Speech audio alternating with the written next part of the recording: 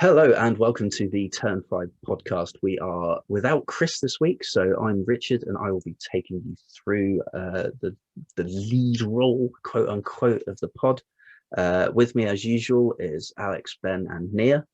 Now, Nia, I believe you've got Chris's brief race review, so do you want to kick us off with that? Nearly fell asleep. I think, honestly, I don't think anyone can argue with that. No. Alex.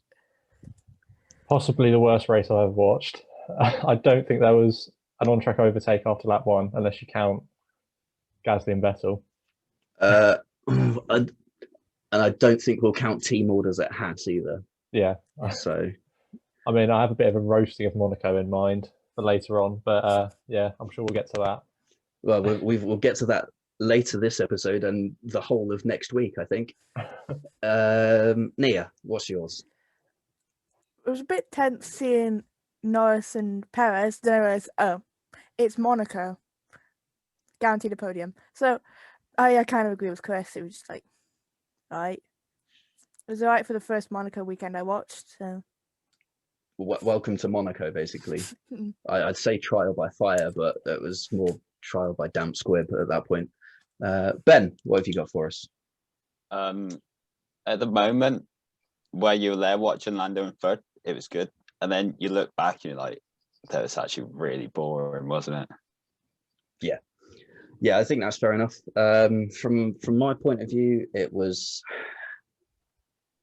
pretty shocking. It was basically a procession. And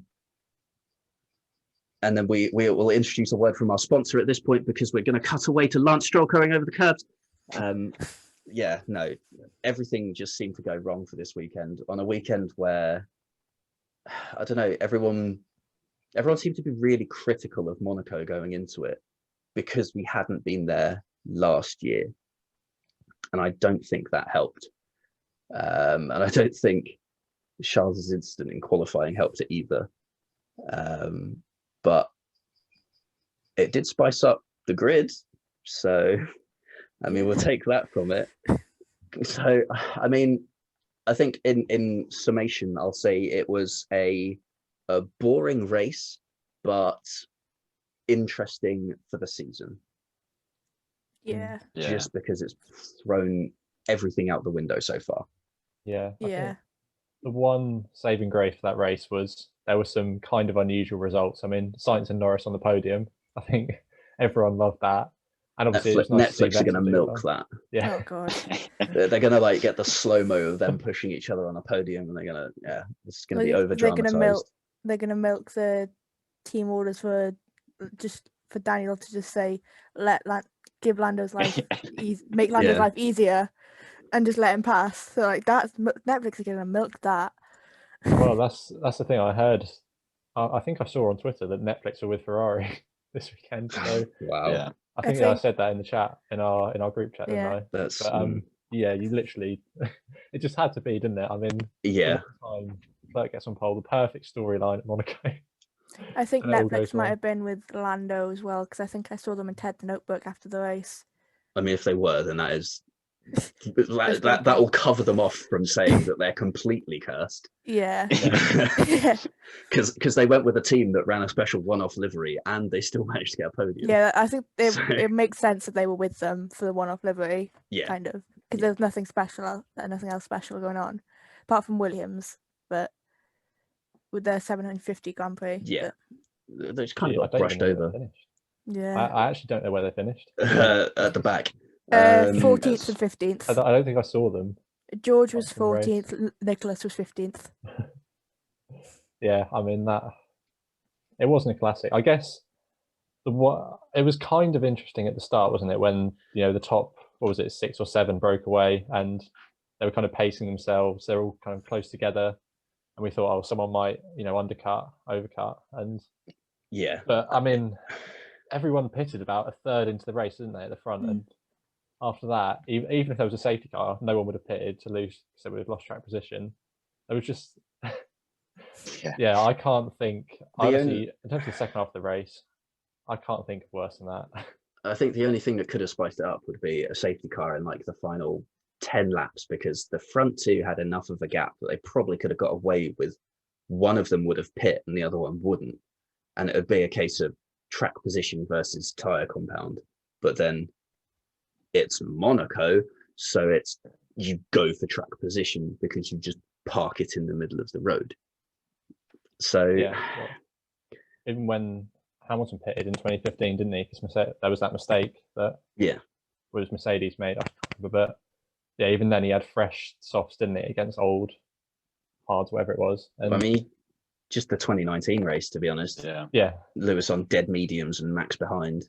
Well, I guess Monaco's kind of been saved, hasn't it? The last 2 times we've been there, the leader has been incredibly slow for whatever reason.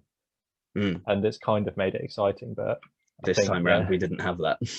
Yeah, exactly. I mean, we could have done if Charles's gearbox had like packed up halfway through the race instead and he'd like lost 5th gear or something. But no. Right, should we go back to the start of the weekend? And Thursday, actually, this time with free practice. Wasn't really a lot going on, to be honest. There was a red flag for Nicholas Latifi in FP2, I think. Yeah, I think it was. And then other than that, it was, Mick tapped the wall as well in FP2, didn't he? And that brought his session to an end. He hit the wall up Massenet, so top of Casino. So he broke the right rear suspension on his car. And Verstappen was fuming, wasn't he, about how slow his car was. So I suppose in a way, they basically did the Mercedes, didn't they? Yeah. They said they're awful in practice. Ferrari came out all cylinders firing. So that was interesting to see. It felt kind of strange, like being sort of halfway through a session and seeing both Ferraris in like the top 5, because we haven't seen that for a while. I've got like just the results here. I can't exactly remember what happened, but in FP1, Charles got 20th. Was it like there was something wrong with his car? He had a gearbox issue. That's it. Yeah, easy to forget that after.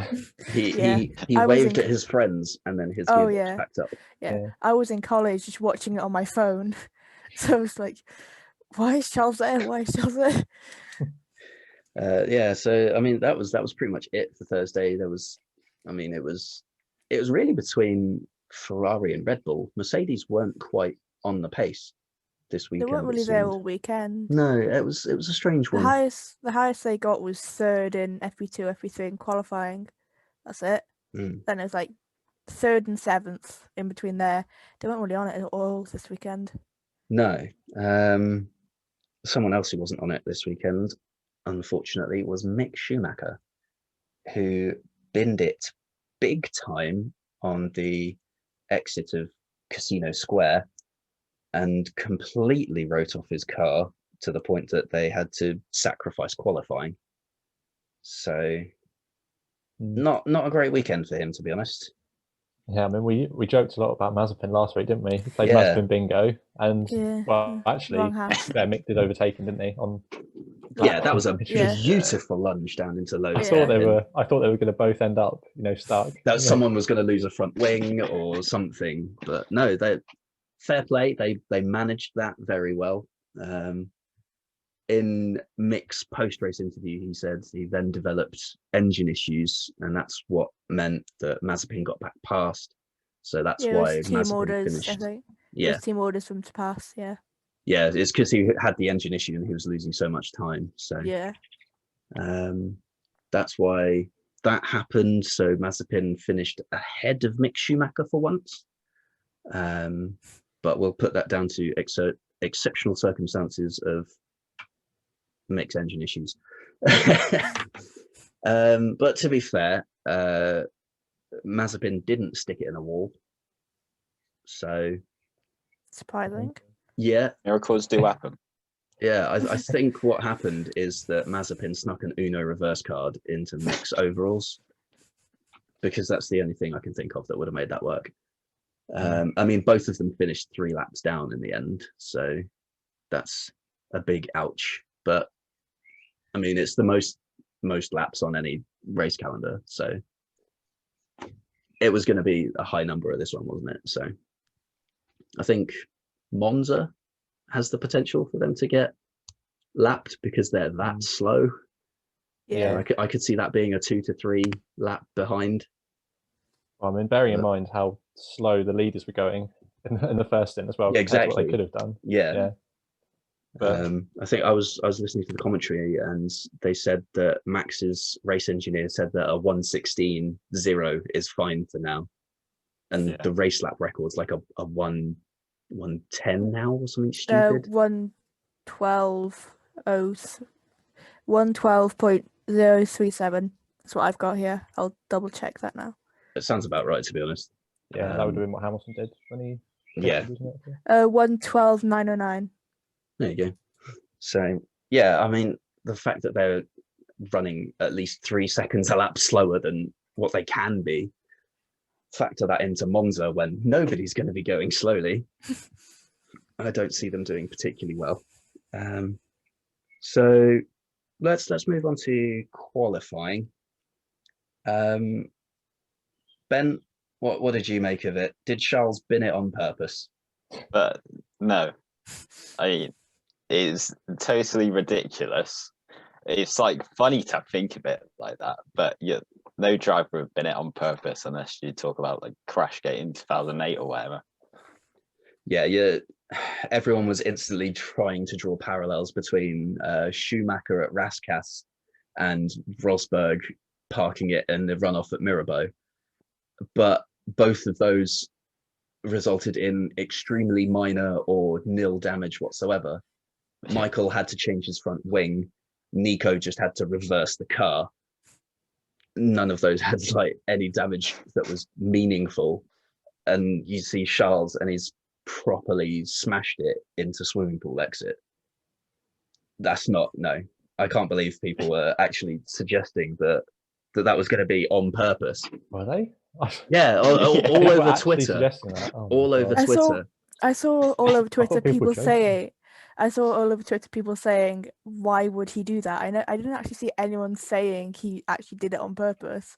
I just saw everyone defending Charles. I think people said it as, I saw people say it as a joke, obviously, in reference to Schumacher in particular. But yeah, no, there was a lot of tweets going out to the point that Damon Hill actually put one out that said, like, if you think he did that on purpose, why would he risk that substantial amount of damage to his car and the risk of a grid penalty for changing his gearbox? I think one day we're gonna have to do an episode on like these controversies and conspiracy theories. Yeah. So, because everyone else was then behind him on a flying lap, and those laps didn't get finished. It also sort of brought out a discussion on what to do in the event of a red flag in the last few minutes of qualifying to try and prevent people from doing a Rosberg. Which I saw an interesting suggestion, which I think works really well. And that was if the time on the clock is less than 3 minutes when the red flag is brought out, the clock gets reset to 3 minutes, and then the session gets restarted. Because that'll give everyone enough time to do an out lap and a push lap. So I think that makes sense to me, because then it kind of does make sense. There's no benefit to causing a red flag in the dying seconds and ruining everyone else's runs, because the only thing you'll have done is make them put an extra heat cycle through their tires. Yeah. I think if it was like that, if it was only like between 3 and 2 minutes, then you may as well just restart the clock to 3 minutes. But if it's like less than 2 minutes, there's no point starting it, or like minute and a half or something like that. There's no point starting the session again, really. That's the thing, because there was 28 seconds on the clock, but everyone had already started their flying lap. So that's why they said put it back to 3 minutes, because then you've got enough time to actually go and start out again. Because that was the thing, they didn't restart the session because there was only 18 seconds left on the clock, so there wasn't enough time for them to get back round to complete the out lap and start their timed lap before the clock hit 0. So yeah, I think it's a sensible suggestion. I think it's something that would benefit the street circuits a lot more than the other circuits, purely because Yeah. of how much easier it is to bring out a red flag at a place like Monaco, Baku, Singapore. But I mean, places like, somewhere as open as Monza, it takes a lot to bring out a red flag at Monza. Like last year's race was the first time I've ever seen a red flag at Monza. So I think, obviously it can work at any circuit. Might need to increase the time a little bit for Spa. But I think that's a sensible suggestion. But other than that, qualifying was interesting. Yeah, But that's the sort of the jewel of the Monaco weekend, isn't it? it was, even then it was an anticlimax, wasn't it? Yeah, when Charles binned moment. it kind of ruined it. Yeah. Can you imagine Leclerc finished that lap, and I don't know, even if he hadn't improved, still got pole? That would have been amazing, wouldn't it? Yeah, that would have been a lot better. But like the first Ferrari pole in ages. But... Max was almost 2/10 up on the entrance to the tunnel, so that big ouch from that perspective. But then again, you listen to all the team radios, and it seemed like every man and his dog thought he'd have put it on pole. Yeah. So, yeah, like the top 4 all thought they would have put it on pole. Yeah, and Lewis as well. Yeah, then, I suppose this brings out the sort of the pro side of having the ease of red flags, is that Lewis and Checo, who didn't nail it on their first run, then got put severely on the back foot by starting 7th and 9th respectively. So because if you brought out the red flags and everyone gets to go, maybe that brings it more in line with the predicted Hamver bot of every weekend. But I still think that this was a sort of exceptional circumstance, and a rule like that would still benefit it. Yeah. Because you'd actually get, because even then, even if you restart the session, there's still no guarantee that they're going to set a good lap time. True, yeah. So it still leaves it'll leave the onus on the driver to actually deliver, not can he get a lap before someone bins it. So the problem is, say like with like the 3 minutes thing, if it's like a street circuit like Monaco, most likely everyone would try and go out for that last 3 minutes. So you'd have 10 cars on the circuit, so they're going out relatively the same time. So there'd be quite a bit of traffic. So they kind of do that anyway, to be honest. Yeah. True. Yeah, that's a good point, actually. Yeah. So yeah, you could imagine that at Monza, though. Well, yeah, but they literally do that anyway. They just follow each other out. They just do a Hulkenberg again and go through. Well, they didn't even make the checkered flag last time. Yeah, that was. That was hilarious, but. I think Monza is sort of the opposite end of the spectrum of Monaco in terms of qualifying sessions. But yeah, we've got that to look forward to in, I wanted to say September. September, yeah. 13th. Well, 12th is the race. 12th, yeah. Race. I was going to say race weekend, but right. So anything else from qualifying? Oh, Alonso out in Q1. Yeah. For a 2-time winner at Monaco. That's 2-time winner with all the rookies of Monaco. It just seems to be another one of those races where, apart from Sainz, the new drivers, and Vettel actually, to be fair, in the race, so maybe not everyone this time, but all the most of the new drivers to teams struggled, possibly, unless I'm missing anyone else, and then that's kind of not really the case, because let's have a look. So about half of them. But obviously Ricardo, Alonso. Carlos has done a solid, really. Yeah. He's the exception because he's actually finished. Well, he's actually started the race. But yeah, Perez was down all weekend. Ocon qualified 11th, so there was definitely pace in the car. He was less than 8/100ths of a second off getting into Q3. So, well, it was one of those races, wasn't it? Where, because obviously this is why Mercedes struggled, where the tyre warm up was not great, and it took them. And that's why the Ferraris did well. Yeah, I think come on to this when we talk about Mercedes' interesting strategy in the race, but it was one of those races where, you know, they needed to do cycle laps, didn't they? Yeah. In qualifying. And I mean, I tend to do that on the game, to be honest. Speaking of just gonna go on to like a Q3 again. Antonio Giovinazzi getting into Q3 for the first time and getting points as well. That was really good.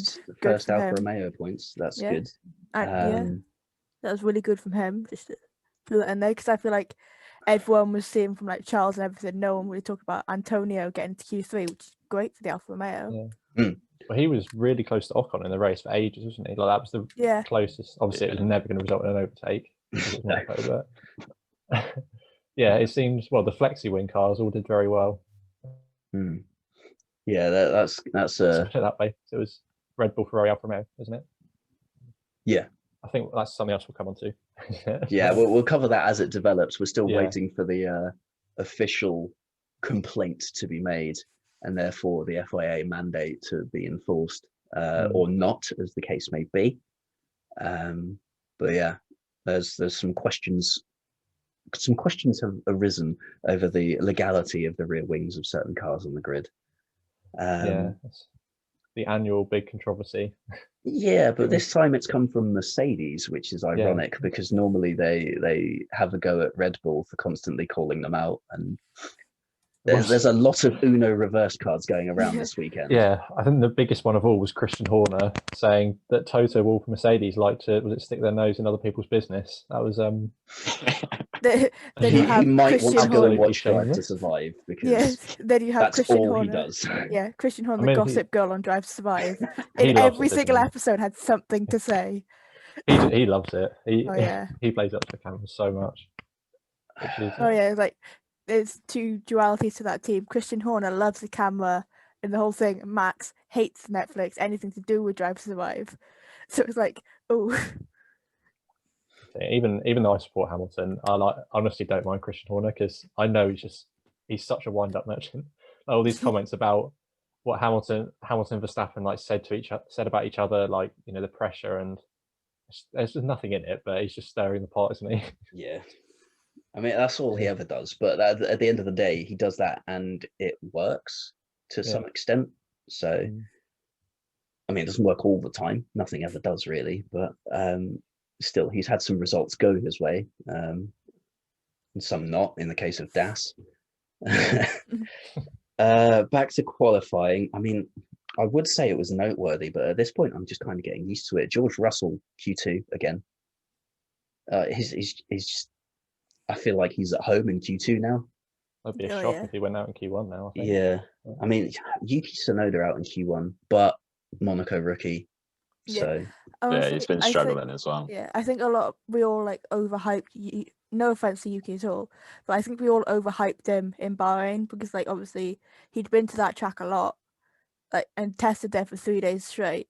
So I think we all maybe overhyped him a little bit. So now he's struggling. We're all thinking, oh, what's happened?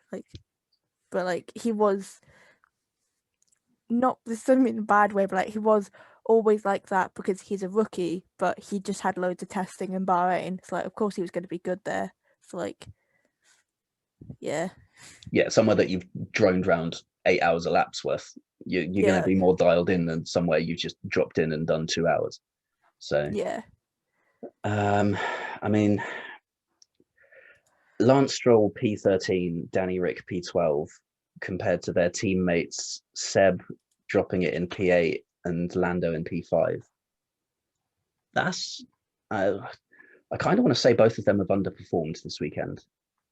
Stroll wasn't so bad. I mean, obviously, especially when it comes to the race, you know, the gaps can get exaggerated, can't they? By if someone gets stuck in traffic. Yeah. But Hamilton didn't have a great race, but almost got lapped. I don't think that was representative.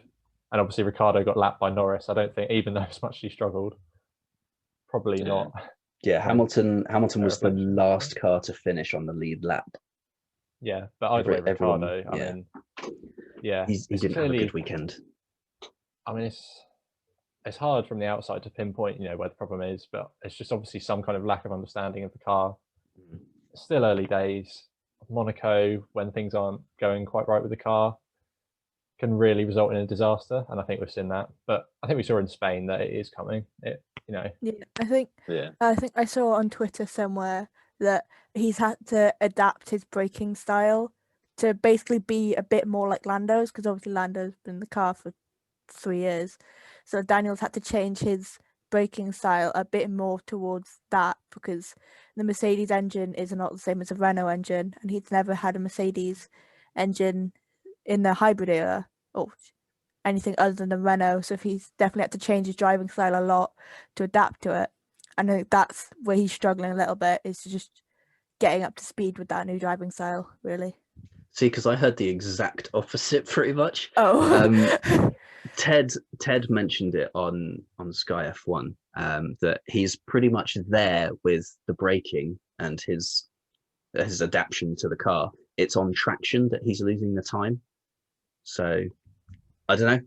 I mean, Don't know how old that tweet was. Like, that's fair enough. No, Yeah. it's just something I remember hearing from, because Yeah. they were discussing why Ricciardo was like a second behind Norris in a practice session.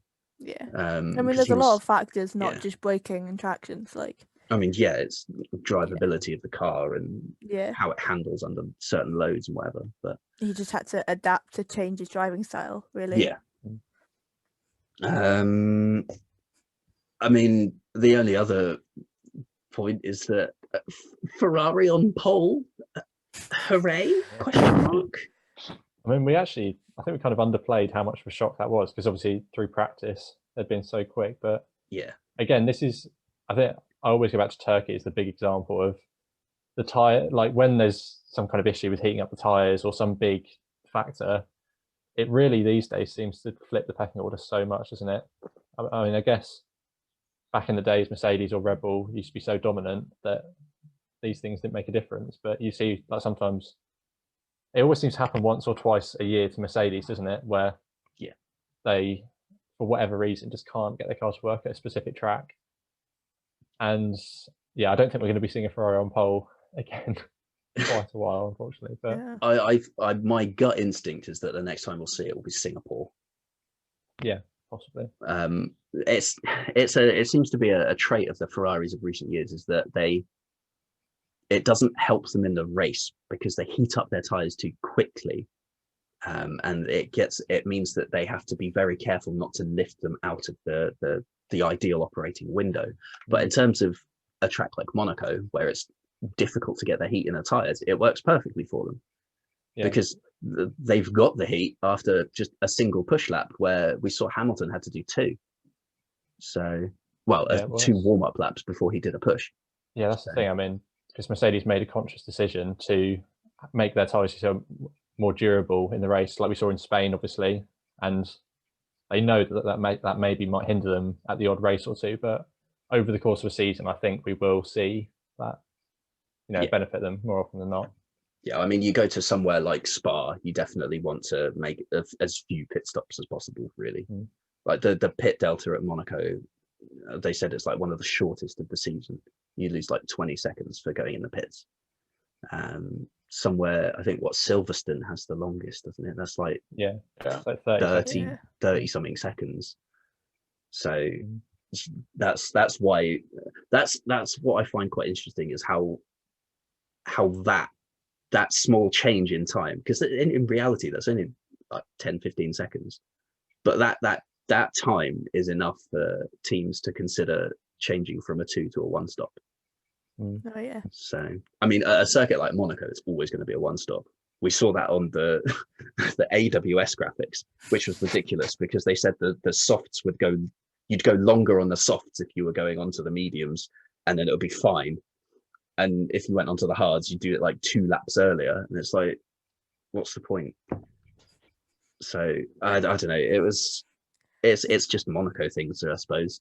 The AWS graphics always remind me of that advert of the little girl just going like, "How can you tell when they're going to overtake? You can't." The AWS graphics, they can't.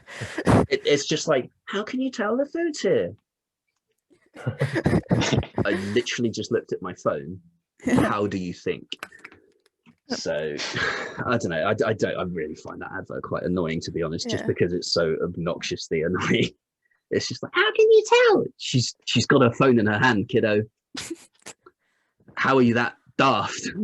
I think that with the train and the paying for like God. the phone, I So can he literally understand waved his those. phone at it. Yeah, like the train I can understand, but everything else, like, it's simple. Look at the phone. Oh, You don't ask where the Amazon package is. That's on my phone and all. Oh God, no. That's just Sky Sports F1 UK issues. it's even worse than the whole of last year. We had the Alfa Romeo, Stelvio, and Quadrifoglio. Oh! Yeah, but it meant have you an got advert to now. see Kimmy. I swear But that every I single don't team care has one. about. I don't care about the Alfa Romeo, Quadrifoglio, Stelvio car. The fact that it was like narrated by Crofty as well. Was it? It was. Yeah. Oh, Yeah. I didn't know. I was too Yeah. annoyed. I'm sure every team has one of those adverts now, though, because there's an Alpine one, isn't there? With There's- Ocon? Yeah, And there's Vettel as There's an well. Aston got Martin Vettel. one. What's he one, say? yeah. What is it that Vettel says? Oh, Oh, I someone's can't. I cat tune food out. or So I stuff just in my zone head. out so quickly. I when just that got my comes on. phone during Yeah. adverts because I get too annoyed. And then there's always oh, the God. Petronas one. Massive. as well. What? Oh Oh, yeah. thanks. Sorry, Oh. my brother came in. I'm sorry. That scared me because I just saw his head above my seat. I was like, what the fuck? Anyway, back to Where were we racing. starting from? I mean, we can leave move that on in. to the race. To be honest, Yeah. I think that was Cut out it the for advert, qualifying. To be honest, Are we leaving our rage adverts in? I think Yeah. we can probably cover that another week. I think by the end of the season we'll have a lot more adverts to be Oh. fed up of. Make a list of all of them and just note every single imperfection. Yeah. So the race. Obviously, Charles didn't start because his left rear drive shaft was broken, not his gearbox. And Ferrari have come out and said that they're updating their procedures in hindsight of that incident, because it's not a part that would normally get checked on a crash on the opposite side of the car. So they're overhauling their crash checks to now include the opposite side of the car. Which was kind of ironic because everyone was worried about whether the gearbox was going to be okay or not, but the gearbox wasn't the issue. It was a completely unrelated part of the drive shaft. They have come out and said that it was probably related to the crash. I don't think anyone's surprised by that. But it was the fact that it wasn't, the gearbox was actually fine. It was a drive shaft that broke instead. That's absolutely prime Ferrari of the last 2 or 3 years, isn't it? Yeah. All this stuff like Binotto said about, oh no, it's going to be fine. I mean, it's just like, that the clown show Ferrari meme where they're all sat on the pit wall. Yeah. So that was one of the things going around after Charles had binned it into the wall in qualifying. It's like, oh, it's the great Ferrari master plan. Yeah. His car's gonna be fine. He's gonna start on pole. He's gonna win, and it's all gonna work out beautifully. And Did no, you see Nico Rosberg's tweet where he said, "I think Charles gonna win"? Wow, thanks, Nico. You really jinxed it there, Nico. man had to really do that, didn't he? Oh god. Oh. And I think that played a large part in the race being as boring as it was. Yes. The fact the hometown hero literally couldn't start from pole. He really doesn't have a great track record in Monaco. Literally. Yeah. 2 DNFs and a DNS. Yeah. Yeah. Do you reckon he would have won? I think it would have been very different because he was definitely going to be slower than Verstappen in terms of race pace. So it would then have, so they wouldn't have then had that gap to the rest of the field as they did, which would have made it more of a strategy-based pit stop window than, oh, we've gone long enough, we now have enough of a gap, pit. So I don't know. I feel like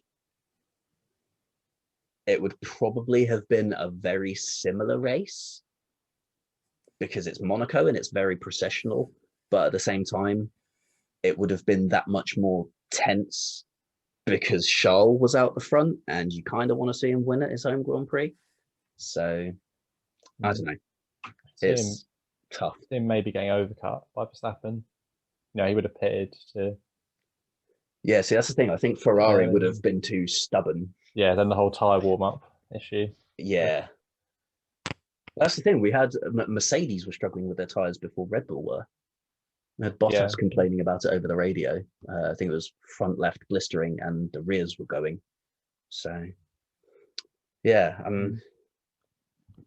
doesn't bode well for other sort of circuits like that, but we don't have a lot of those on the calendar. So,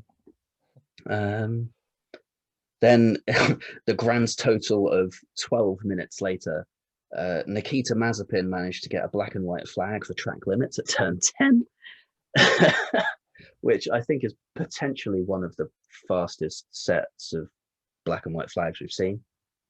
Half of the warnings for the black and white flags, half of the warnings for track limits at turn 10 was a Haas car. So interesting, but not surprising. Not that we saw any of them. No, any of I think we saw one in the background of a shot once. And never saw any of them when Norris was doing it. No, he only did it twice. Yeah. See, that's the thing. On the document, his name only appears once, whereas everyone else has a. Oh no, there it is. I'm being blind. Okay, so Norris got his black and white flag for his second offence. 25 minutes into the race, so it was still pretty early on in the race, to be honest. And when that came up, I was quite worried because there was still a long way to go in the race, and you just have to lock up to then send it long into the chicane to then potentially accrue a 5-second penalty, and that would have put him behind Perez. So I don't know. That was a nervous one, but thankfully we don't have many track limits to talk about, because there was only one turn that had it because everywhere else had a wall, which is beautiful because that really means that you'll know if you're not on the track at that point. Well, that was another problem. Not really a problem, is it? But no one hit the wall in the race. Yeah, we didn't have a single yellow flag. Yeah, which is insane.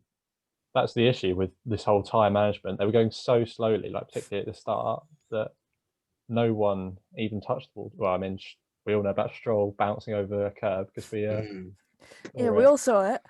Yeah. Plenty of times. Yeah. If you weren't like throwing something at the TV. Yeah. It was quite amusing in the Discord call because there's various stages of delay.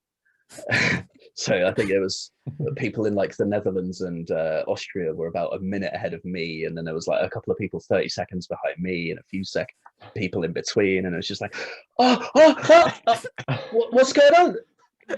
And then somebody be like, what happened? And they're like, well, I don't know. I thought they were going to crash as well. Yeah, I honestly thought. Crofty's quite funny, to be fair. Yeah. Bearing in mind, this is Crofty, the king of misinterpreting who's who, things like that. Even he was fuming. Yeah, I think all of the commentary folks, because even I think DC on Channel 4, he was fuming. Apparently, people on like some European channels, they went in on the race directors. We should specify Monaco has its own TV director. This is not covered by the normal Formula One broadcast team because of some historic agreement. So this should be a one-off in terms of how bad the coverage was in cutting away from action at the key moment of the race. I don't know if you remember when Hamilton and Bottas were fighting at Silverstone a couple of years ago. Yes, they came and then they cut to the crowd as they were side by side, and I was there as well, so I didn't have a clue what was going on. Yeah, it was. What's the corner before Copse? Luffield. Yeah. Yeah, they were on the way around Luffield, and they were side by side. Cut to crowd. What? Cut back. Just about to dive into, just in time to see Bottas dive up the inside of Copse, which was still a fantastic move. But why would you cut at that exact moment? I don't know. I think they've gotten better since then, but this weekend Obviously, the Monaco a people joke. haven't. Yeah, But at least Um, now Stroll's got a meme about him that isn't about his dad with money. true. It has become a very rapid fire meme. I've seen clips of the Baku incident between the two Red Bull cars. I mean, I personally made one from the 2008 Brazil Grand Prix because I thought that was hilarious. I've seen some people do it on football. Oh, I've have seen- yeah, I've seen Team Quadrant do it. They were Oh, like, yeah. our new streamer cut to Lance Stroll is like, Yeah. everyone was so confused. I love it. I've seen Yeah, one apparently- for his pole yeah. position as well at Turkey. Oh, yeah. That's perfect. 'cause Him with him. Apparently FOM have started trying to like clamp down on it because they're really embarrassed by the whole situation. But I saw a couple of people posted the actual video of like the actual overtake, not the Stroll edit, Yeah. the overtake. well, if you And watch I the think- highlight video on YouTube, it's there. Yeah, on Twitter it got copyrighted. Like Oh, really? definitely on one person's tweet. I don't know if there still is now, but the actual footage of the actual overtake got copyrighted. I'm gonna just check my tweet yeah, real quick, everything see if gets that's copyrighted. been taken down yet. Yeah. Everything is copyrighted on Twitter now. That I see. We're still good. Getting banned. We're still good. Yeah, My I've tweet seen- is still there. I've seen one Twitter account be banned like 4 times, but he still keeps coming back. But then you can just be racist on Twitter and they do nothing. Well, Yeah, this all is the true. Spanish fans. Yeah. Oh, did you see that? Mm. Oh my god, that was. Yeah. Yeah, no, That was I think bad. that's a topic for for an another episode of time. its own, to be honest, because that is a lot to unpack.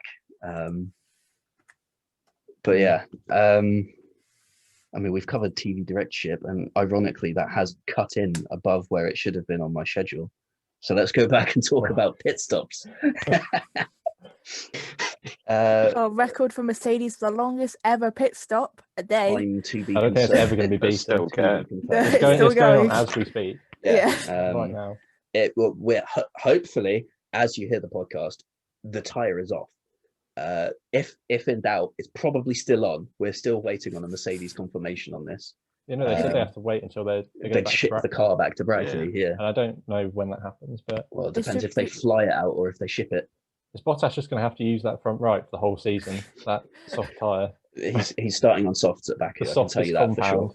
compound. Like Silverstone or something, where the tyres explode, even though they've got the hardest ones. Yeah, because he's stuck with a C5 now, isn't he? Oh god. Exactly. No, there was an interesting. I think F1 put out a TikTok, and you could see the shards of the nut just get absolutely annihilated by the wheel gun, and then they pull the wheel gun off, and it's gone, and it's kind of like, well, that's ruined, which was unfortunate.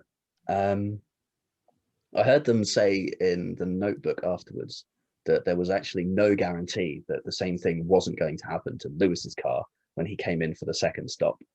So they took a risk on that pit stop. Oh yeah, I saw that as well. They were like all holding their breath. We're like, please no, please no. Yeah. Which it would have been very embarrassing for them, to be honest. Oh, I mean, yeah. Bottas just can't seem to catch a break, can he? No. He's either I've seen he's either not on the pace or has something outside of his control. But this weekend, he was taking it to Hamilton, and he was 3 seconds behind Verstappen, but it's Monaco. You're still sort of in that pit stop window of you can make something work if you get the strategy right. But yeah, it's just when you think about it, he's had Sakir last year with the George Russell wrong tyres malarkey. You have the slow pit stop in Bahrain this year, where his front right got stuck-ish on the car. You've had this weekend, you've had Nürburgring last year, where his engine just gave up. Wasn't there something to do with one of his tyres in Sakir again? Or was that... I know George had a puncture, but I swear something happened with Valtteri as well. Oh, It's there the was second time. I don't think it was that, but there was the debris in his car in Imola, wasn't there? Last Yes, year he when he had was a half a Ferrari front wing stuck under his Yeah. car.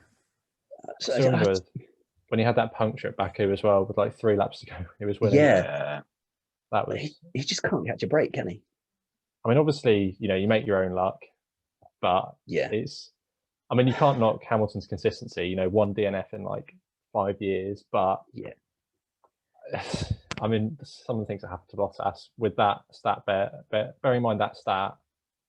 Yeah, Lewis has had like 1 DNF in 50-something races, and Valtteri's more had than 2 that. in 4. His last DNF was like 2018, middle Since 2018. since the something like that. Malaysia, Yeah. since the Malaysia engine failure, he's had 1 DNF. I think he's failed to score once, apart from the COVID race. Yeah, it's mental.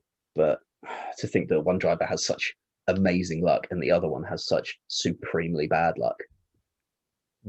Yeah, I mean, I know I rag on Bottas when he's not on the pace, but on a weekend like this where he was actually doing well and he was actually in with a chance of a decent P2, potentially P1 if strategy went their way, and then just get out of the car, mate, the wheel's still on.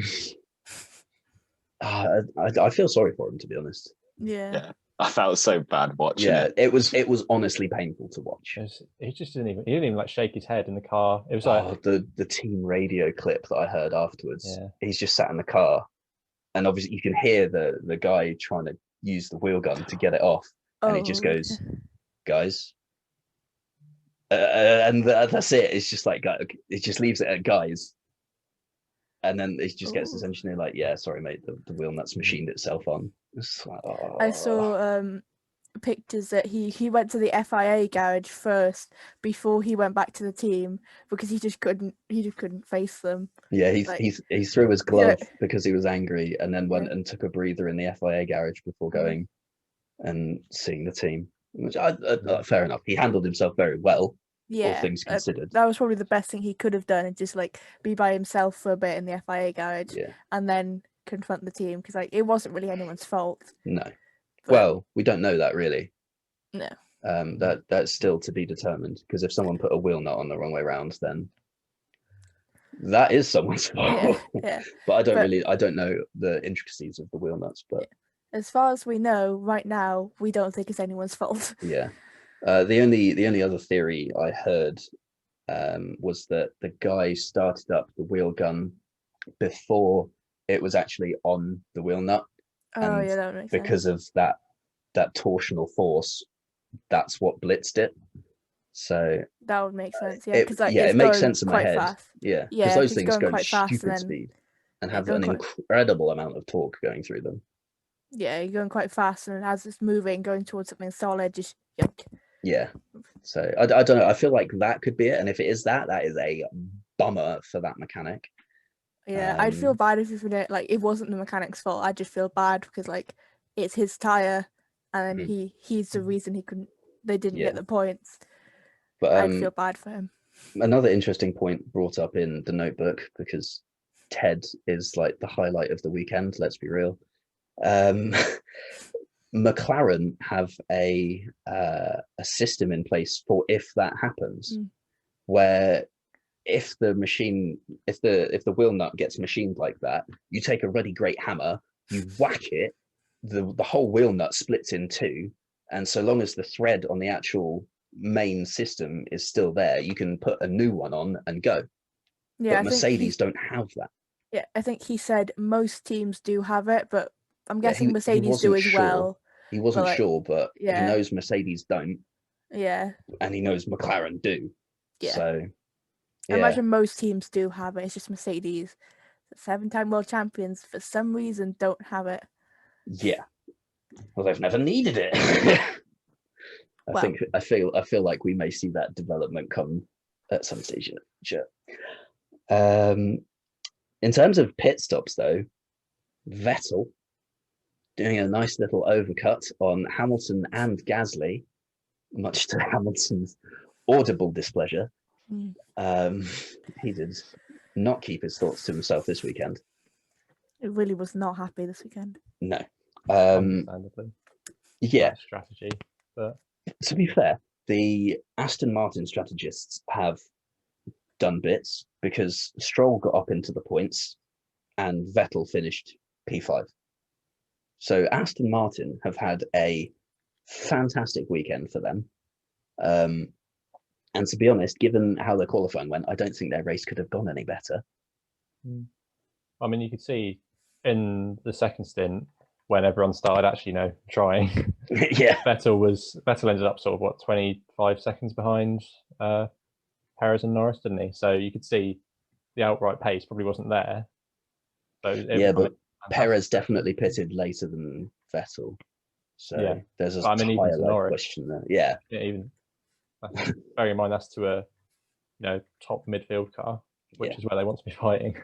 Yeah, that's sort of their benchmark at the minute, isn't it? So, who else did a blind? Well, Perez, Red Bull. The next Uno reverse card that's being played is that Red Bull have played the Uno reverse card on the Mercedes strategists and said, we're going to have the good one this week, because they bumped Perez up from, well, I suppose P8 once you take into account Charles' DNS to P4 just through pit stop strategy, which at Monaco is huge. So when he got free, he started doing like 1:14s, didn't he? That was like 2 seconds quicker than the rest of them. Yeah, he was catching at the end of the race. He was catching Lando 1 to 1.5 seconds a lap. Yeah, which was really worrying as a Lando fan. I wasn't that worried, to be honest. He could have been. I mean, yeah, part of me was like, oh my god, he's closing in. The other part of me was like, it's Monaco. He's never going to get past. Yeah, I was thinking like half of it was like, oh, he's gonna pass, and there's like the other half is like, it's Monaco, nothing's gonna happen. Try and remember the last overtake you saw at Monaco. When was it? 2 years ago. So, yeah, I mean, it was one of those ones where it's just you see him closing in, you think, oh god, it's going to happen. But then it's like it's Monaco. But then it's Monaco. Someone could very easily make a mistake. Yeah, just your instinct from usual track. You think, oh no, he's going to overtake. DRS never mind, range. it is. Never mind, it is Monaco. Yeah. Who else pulled a blinder on strategy? I mean, Giovinazzi still finished 10th. Yeah. So, I mean, first points for Alfa Romeo. Decent weekend for them. Kimi in 11th as well. Fended off Daniel Ricciardo for most of the race. So, I mean, again, it's Monaco. So that's probably played to his advantage there. But if you're not there, you're not going to take the opportunity, are you? So, other than that, it was kind of pretty run of the mill. I find it funny though that everyone from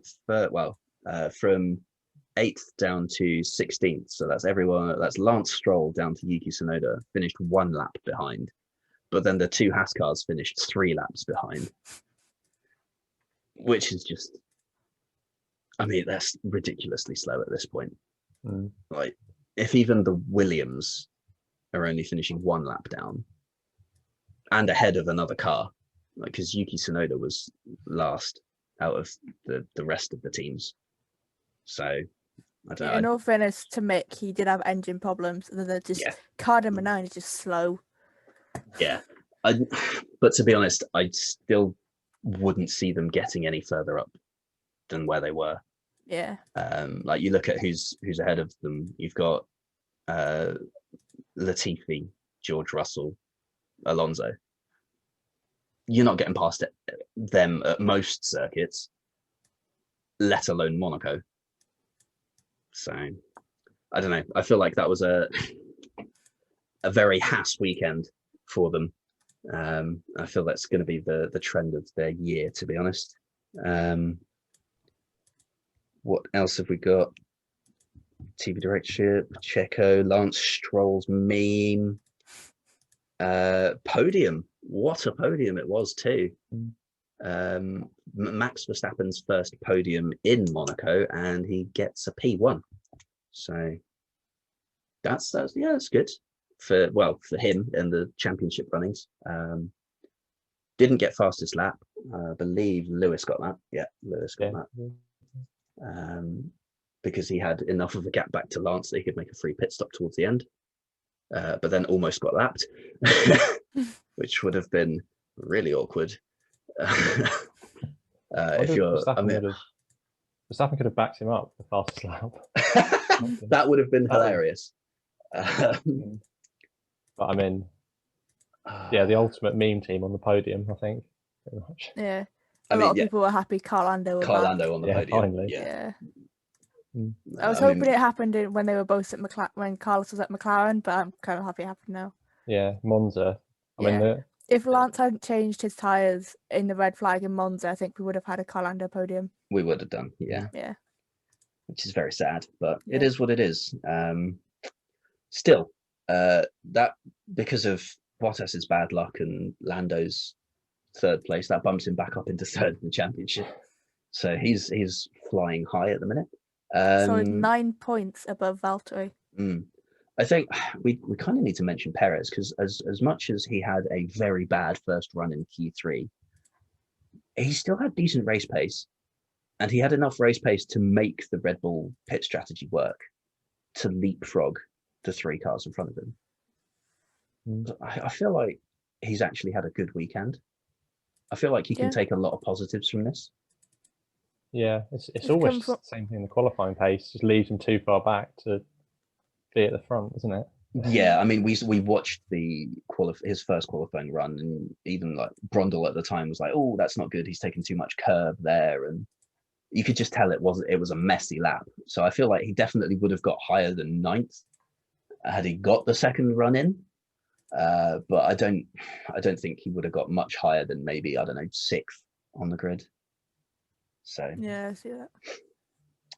But still, a good drive from Checo. He can take that forward into Baku, which is somewhere he's quite familiar with. I believe he got on the podium in Baku. He's twice, India. Yeah, he's done it twice, isn't he? Yeah. So he's got fond memories there. So hopefully he can use that to his advantage. That, and there's a lot of straights, so there's not really much you need to worry about with the setup. Yes. So this leads us on to the championship, because for the first time since 2018, I think, Mercedes do not lead the Constructors' Championship. I thought it was 2013. I swear one of the commentators said it was 2013 last time Red Bull. That was last time. Oh, that was last Bull time Red Bull led, Red but Bull. Ferrari have been on top. Yeah. So. Yeah, I forgot Ferrari existed. And they were good. I forgot. There's a lot of that going around today. Yeah, I wonder why. So yeah, we've got Red Bull now at the top of the Constructors' Championships. I mean, admittedly, it's by a point, and it's still very close. It's still at the top. Exactly. At the end of the day, that's what counts. It's the finishing position, not the points difference. And equally, Lewis Hamilton has slipped from the top step since Nico Rosberg retired, probably. I think Vettel. Yeah. I think it's the same race actually that they were last not top of. From that Germany 2018. Yeah. Oh, what, when Vettel binned it? Yeah. Yeah. So Max now has a 4-point lead in the championship, but again, there's a long way to go yet. Obviously, we're still waiting. Yeah, Max is leading the championship for the first time, so that's good. Yeah, first time in any category apparently. Yeah, because he didn't spend long in F3 and he got bumped straight into F1. I swear he led in like F3, but then like he didn't lead the championship. Didn't he? Oh, No. I thought I read he led for a bit and then Esteban overtook him. I think that's what I read, but obviously it was wrong. Apparently not. Apparently the last time he led a championship was in karting. So. Yeah. Still, he's proven he's got the skills, so I don't think that was ever in doubt, to be honest. One of the only times Red Bull was completely valid on bumping up a driver too quickly. Yes. Yeah. The problem was they then made a habit of it. Yeah. Yeah, so I mean, it's the longest season. We still haven't actually had official confirmation that every race is going to go ahead. There's still question marks over Brazil. We still haven't had circuit homologation from Saudi Arabia. So,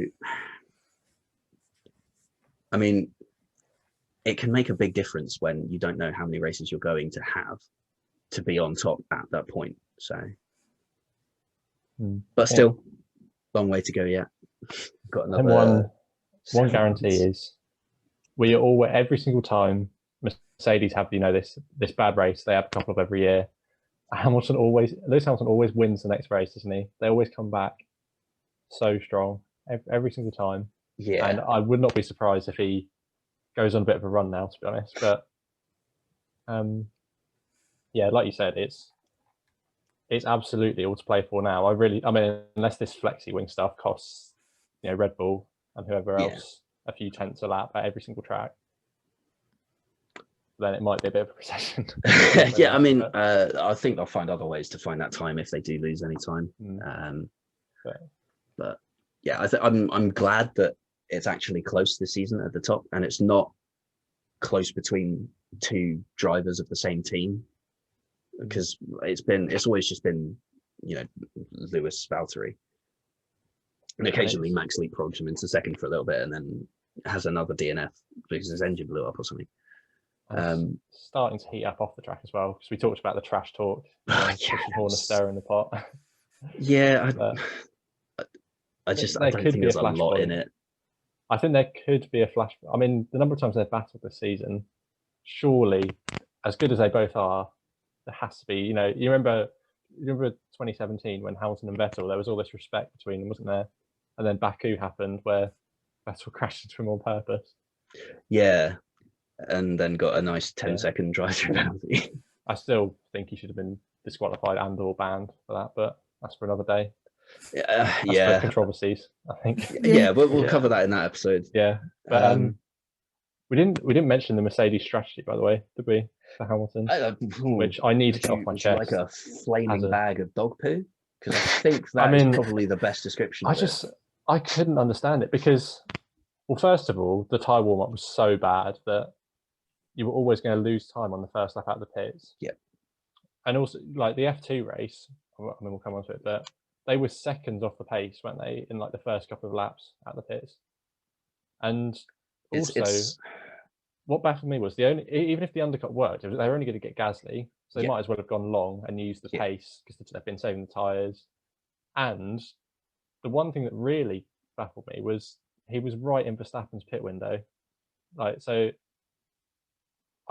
could have done is maybe, I don't know, obviously Bottas pit stop messed up, didn't it? But I just don't understand why they didn't keep him out and force Verstappen to come back behind him. And then it's a track that historically the overcut has worked very well on. So it did catch me by surprise that Hamilton was the first to pit of anyone.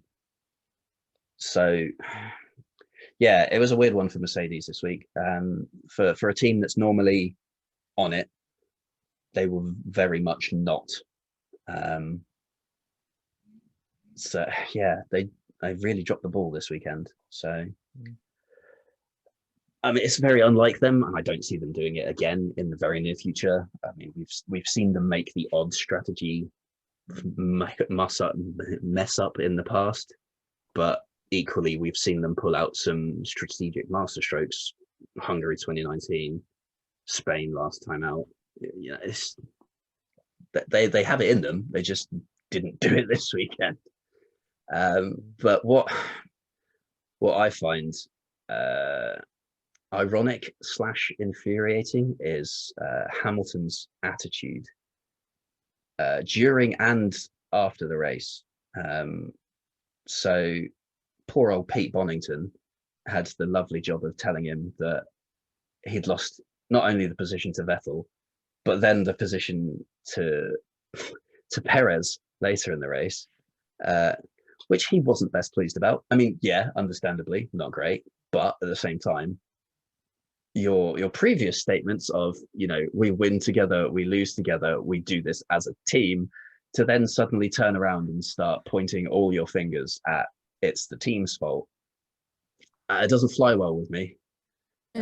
Especially his post-race radio, where Pete said it was a bit of a weekend, and then Lewis responded with silence.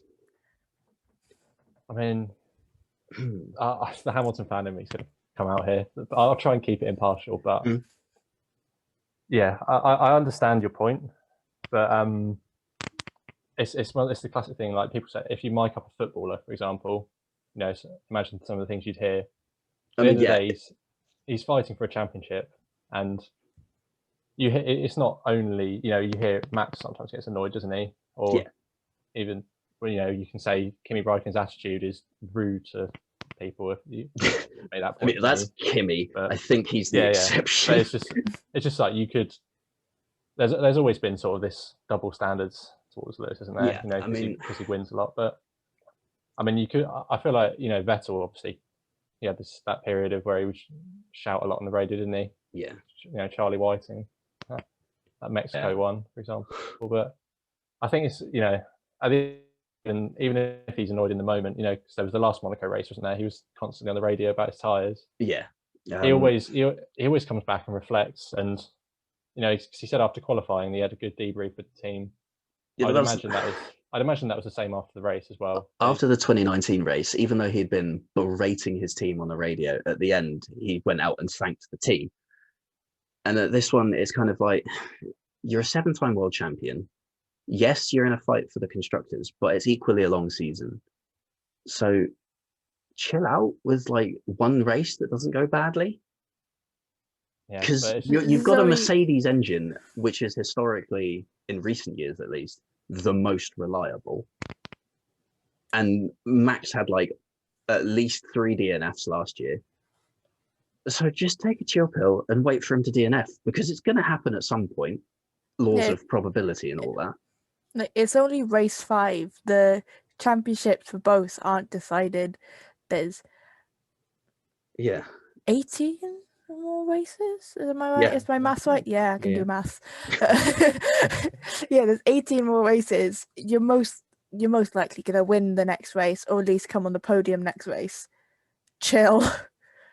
Like, I understand where he's coming from, but also the fact he basically blamed the team.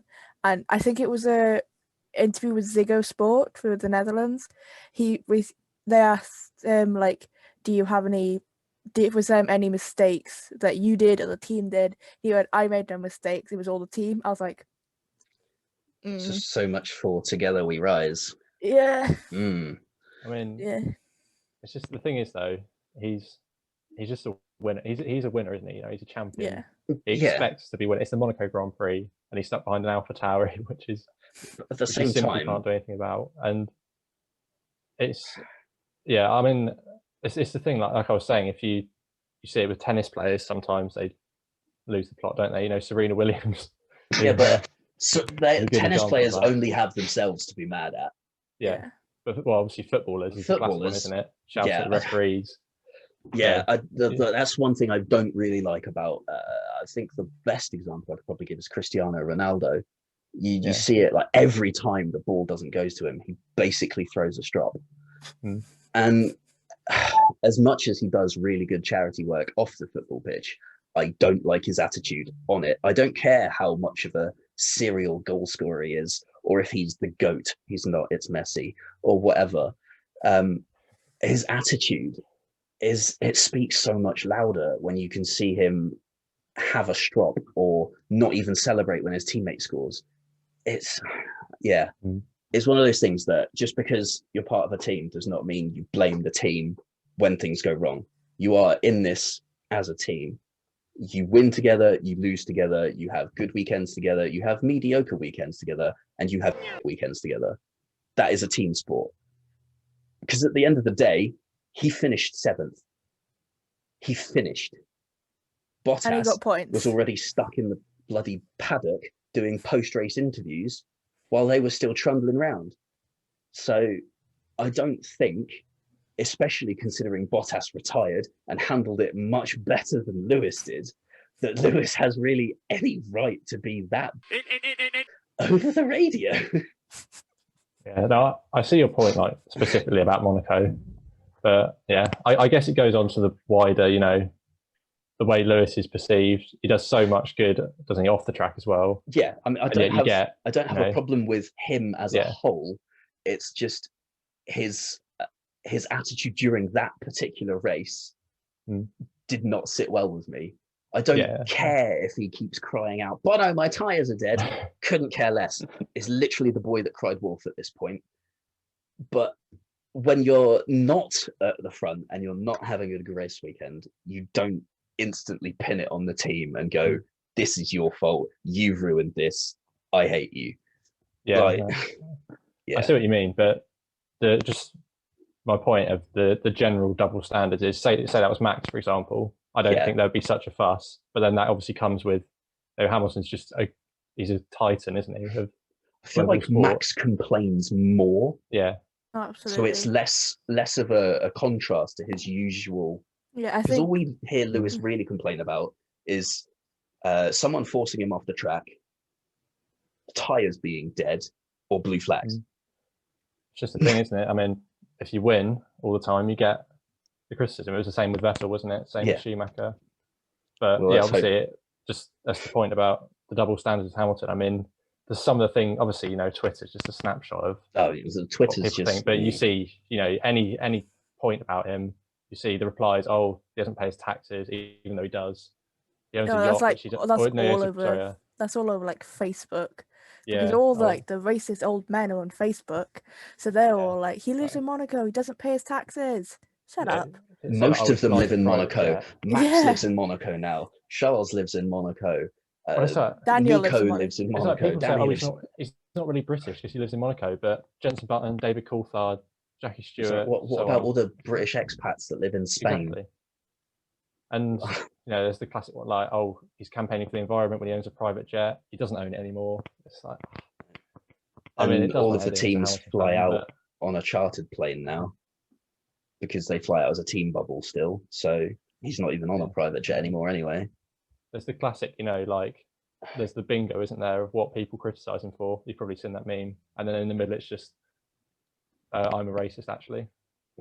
In the middle, I mean, I prefer my bingo card, which is just Sky Sports F1 commentary bingo. Yeah. Which is classic Brundle and Croftyisms of understeer like a shopping trolley and tyres like a 50p piece. Hug it like your favourite grandma. Yes, that is on there. My favourite one from, I think it was Martin Bundle, said, I've never been that disappointed since Shrek 2. Yeah. I love that Which one. I think is harsh because Shrek 2 is the best one. That's the one I've seen the least. I will die on that hill. That's the one I've seen the least, but I know it's like one of the good ones. Shrek was good. Shrek 2 was great. Shrek 3 was awful. Yeah. And it went downhill from there. Shrek 4 was alright. I didn't see it. I just gave up after Shrek 3. I vaguely remember Shrek 1 and 4. I don't even remember. I know in Shrek 2 he turns into a human and then goes back to ogre because of the potions or something. I don't know. Yeah. But that's all I remember. Don't get me started on Shrek the Horse. Oh god. We're not going to go there. Let's move on to. Let's get back to racing. Yes, let's move back to Formula 1 instead of Shrek. Let's move on to our predictions. We'll start with the comical one, shall we? We played Mazepin bingo in case you missed it last week. Yeah. In case you missed it, we all predicted A, whether he would finish or not, B, what lap he would be lapped on for the first time, not including if he unlapped himself under a safety car, under a pit stop, and then finally how many laps down he'd finish in total. So amazingly, 2 out of 3 right, saying that he would finish and he'd finish 3 laps down. Alex got both of those right, and he was joint closest on what lap he'd be lapped on, with Alex getting 21 and him actually getting lapped on 23. So I feel like that's very solid effort on that front. It's better than most of my predictions. Let's put it that way. Yeah, I think it's better than a lot of our predictions. We've all had a diabolical weekend. But yeah, I mean, Chris's not finishing bombs out on lap 1 did not come into fruition there. It actually almost happened. Could have happened, yeah. Yeah, the Lowe's hairpin incident could have ended in disaster.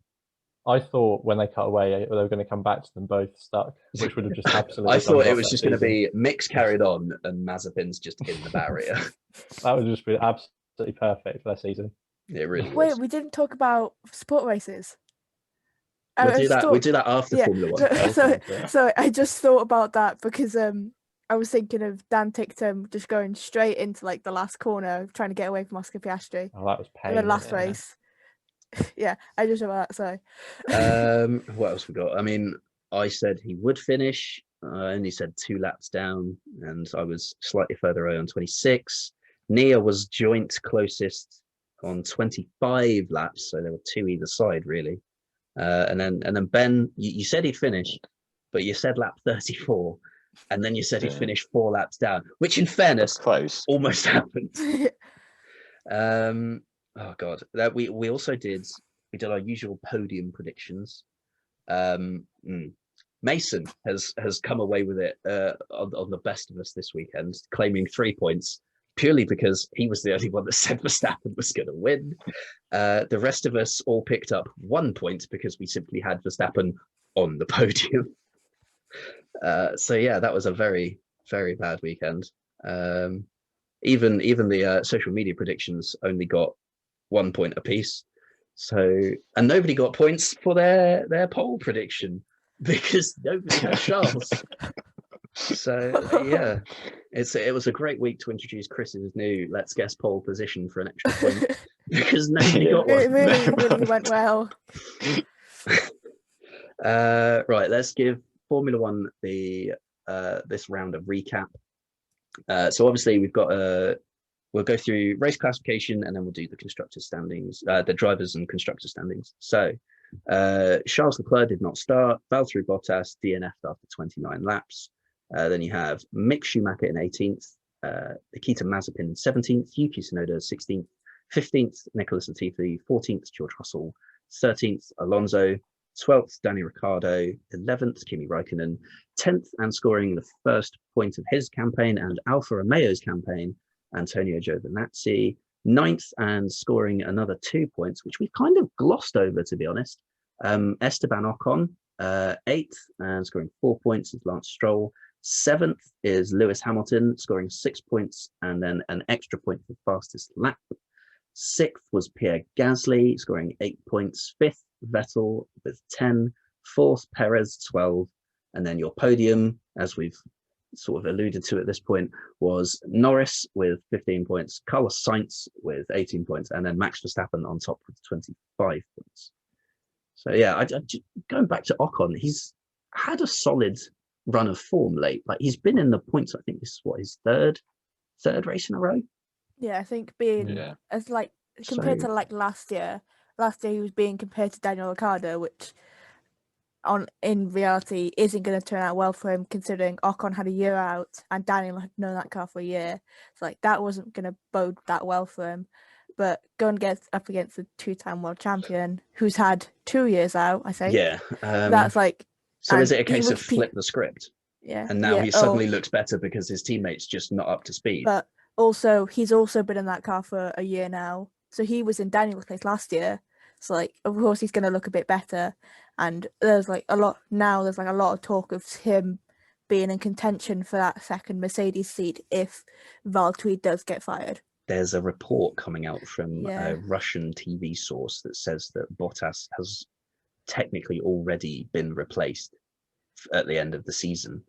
I saw that. I was going to mention it, but I didn't know where the source is from, so like I don't want to say anything. Yeah, it's from someone from Russian media. I can't remember his exact name, but it got posted on Twitter. So take it as you will. It's Twitter, but it's also come from a media representative source, so it could have some grains of truth in it. And I wouldn't exactly be shocked by the news, to be honest. No.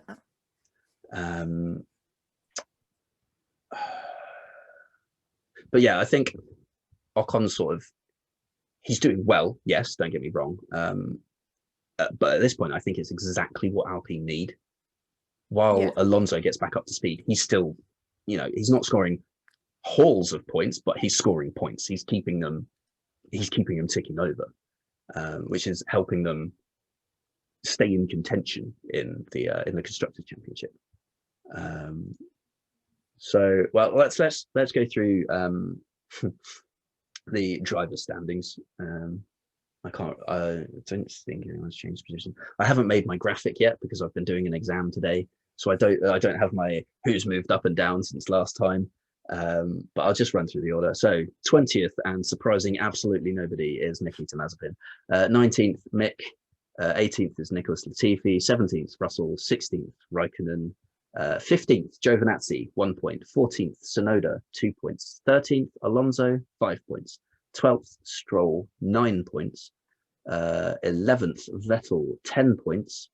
Ocon is in 10th on 12 points. Gasly is in 9th on 16 points. Daniel Ricciardo is in 8th on 24 points. Sainz, he has moved up. I remember that one. Sainz is up into 7th. He's on 38 points. Charles is in 6th, still on 40 points. Perez is in 5th on 44. Bottas is in 4th on 47. Norris has moved back up into 3rd on 56 points. And then your top two are now Lewis Hamilton on 101 points and Max Verstappen on 105 points, which we mentioned earlier is a new leader of the championship. And then very quickly, constructors, 10th, Haas, no points. 9th, Williams, no points. 8th, Alfa Romeo, 1 point. 7th, Alpine, 17 points. 6th, Alpha Tauri, 18 points. 5th, Aston Martin, 19 points. So that's a very spicy battle for 3rd. 2 points between 3 teams. 4th, Ferrari, 78 points. 3rd, McLaren, 80 points. That's close still. And then even closer, 2nd, Mercedes on 148, and 1st, Red Bull on 149. So there are 3 tightly fought contests throughout the field this year, which is nice, because normally we joke about Formula 1.5. This year we've sort of got Formula 1, Formula 1 and a third, and Formula 1 and 2/3, and then Williams and Haas. So I think it's good. Like after 5 races, to have 3 teams separated by 2 points, the 3rd and 4th team separated by 2 points, and the top 2 teams separated just by 1 point. I think it bodes well. Yeah, it does. So, To F1 fantasy before we go to F2. yeah, I mean, I would say I'd do the Chris thing and bring up the stewards documents at this point, but to be honest, I went through scrutineering and it said everything was fine, and then we've spoken about black and white flags already, and that was pretty much the entire document. So I think it's time for F1 Fantasy League. So, got my amazing Traffic Paradise here, which came 2nd if it hadn't been for Ben's Mega Driver? Yeah, Ben's blinked. Ben has blinked. Yeah. I've been seeing Supermax all weekend. I mean, fair play. That has paid off. That has paid off. Shame about Yeah. I'm actually 12th in Sophie's league as well now. Oh, blimey. Oh, wow. That's the furthest I'll get, but I'll take it all day long. Then we have Traffic Paradise, which I got the whole podium and the Red Bull, which I was very happy about when I found out. Then we got, should I just go through them all? Yeah. Pedal to the Metal, Norris Turbo Driver, that was pretty good. Shame about Leclerc. Yeah, that was the big F in that team. Yeah. And we got Smooth Operator, Rip Mick. Turbo Driver Galaxy, that's not bad. Then I had Mick in 2 teams, that's the thing. Pain. Yeah. Leclerc Turbo Driver again. Imagine the points that could have been. I saw so many people saying they'd swapped someone for Charles for their Turbo Driver, and pain for them. I'm too stubborn to not have it as Norris at this point. Got Lick the Stamp, got Mick. Not great. I mean, Perez has done all right there, Perez and Red but Bull everyone else good. has had an absolute shocker. Oh yeah. Then we got mine. Pain. just we're just gonna ignore holy mac and cheese balls, and then pole position. Yes. Oh, did Chris finish dead last this week? Oh, that's why he's not here this week. He didn't want to hear me absolutely ragging him. What was his point score this week? 110. Oh, Oh, damn it. I still hold the record for the worst week then.